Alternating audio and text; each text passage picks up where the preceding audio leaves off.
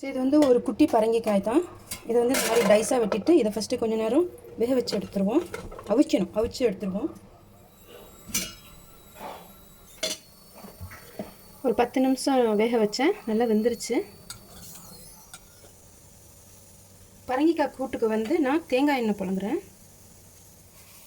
இதுக்கு வந்து கொஞ்சம் கடுகு கொடுத்துக்குவோம்.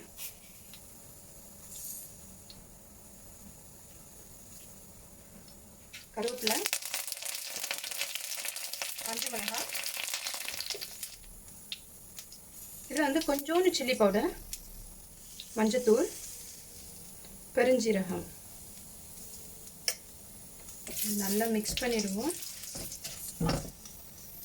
வேக வச்சிருக்கிற பரங்கிக்காயை இதில் ஆட் பண்ணிடுவோம்.